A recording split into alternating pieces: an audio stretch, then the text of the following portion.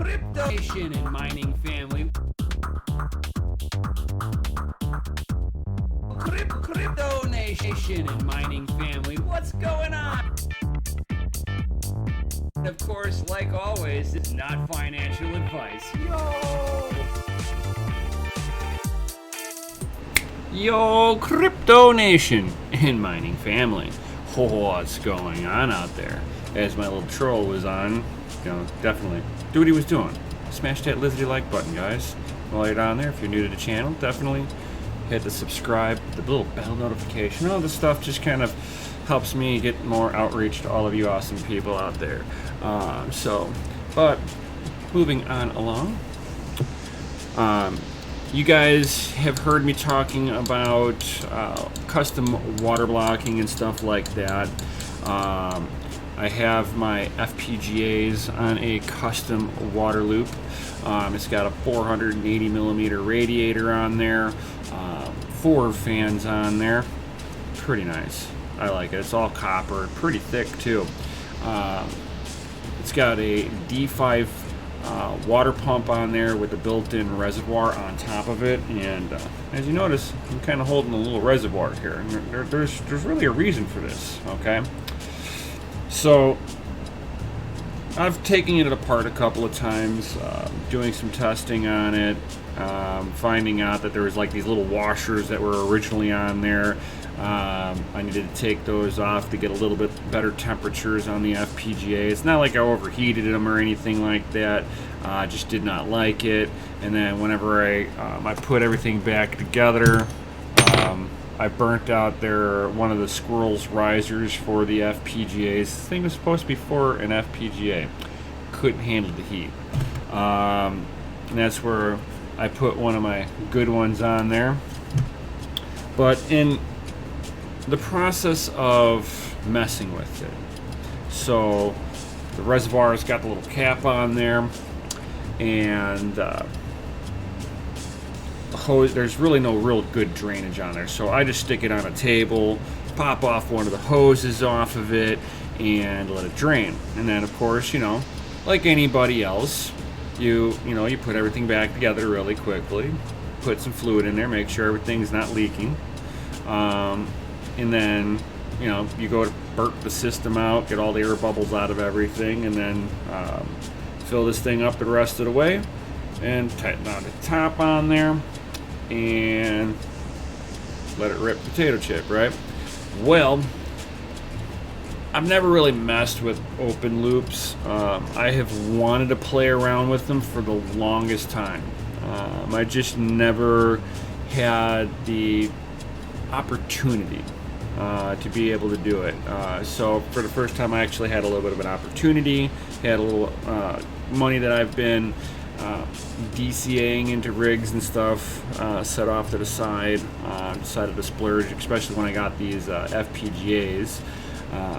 And of course, you buy some stuff like that, that's some serious money, and there goes all your Bitcoin.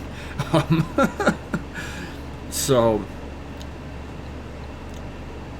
this, and it comes down to this.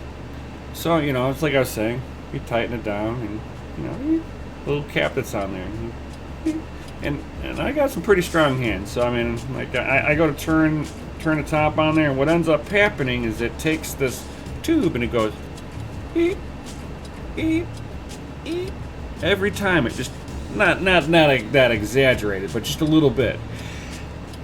Never playing with these plastic pieces before. What ended up happening is that and it didn't happen right off the bat, so it got so tight that when the system finally got really warm, it like released the tension on it all the way around.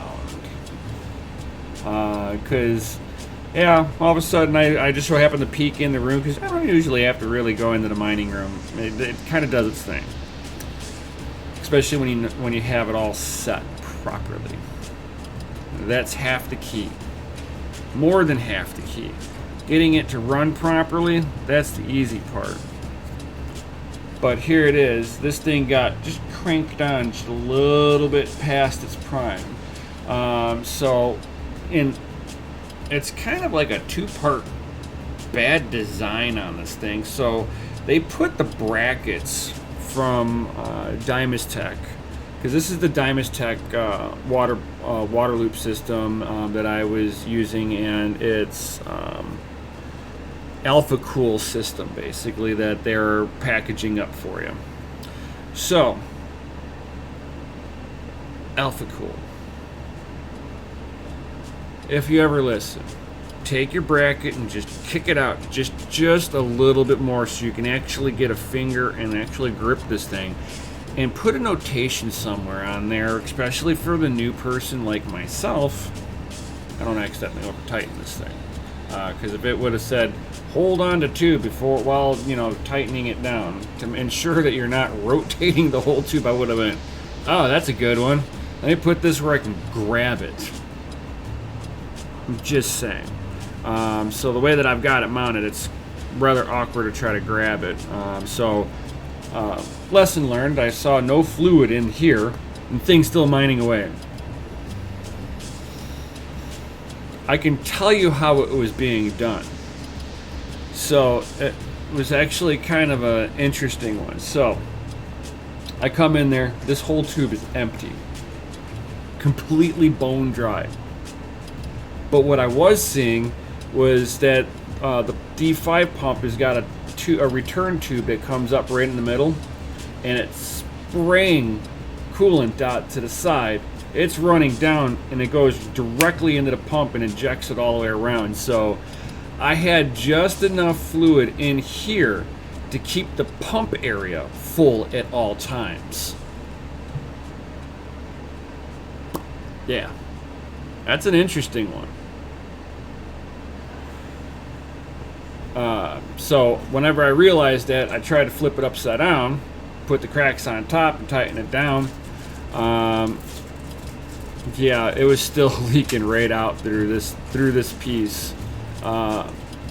Even through the top, it was like it would like drain out to like about halfway, because the fluid would actually like be splashing. Some of these cracks actually come down pretty low, and it was just letting fluid go everywhere. So I actually got a much taller one. Now there are two different designs on this, like a 50 millimeter and a 60 millimeter diameter on this. This is the 60 millimeter. So I got a 60 millimeter opening thread type on here, and I got the 150 milliliter tube, which actually gave me a little bit more height, and it put the tube in an area where I can grab it more effectively. Since I also know to hold on to it now, don't let it spin, dear God, it's plastic. So if you guys are ever putting together a water block system, make sure that when you're tightening it, tighten it, don't over tighten it, it's plastic, that's one. And then two, hold on the tube, don't grab it at the ends. And don't do what I did, which was just kind of screw it down and watched it go beep. It's all it really took. So kind of be careful with that. There will be more water cooling stuff coming up. I will guarantee it. Just because I do like the water cooling stuff. It allows me to overclock a little bit more on testing purposes, not something that's like 100% necessary, let's say. So yeah, that's pretty much all my rant for being careful with your tubes. You might get them cracked up, but and with that bad joke, I will say leave any comments and questions you might have down below. Any tips and tricks you guys would like to see me go over in the videos to come with my water block section that I will be putting together.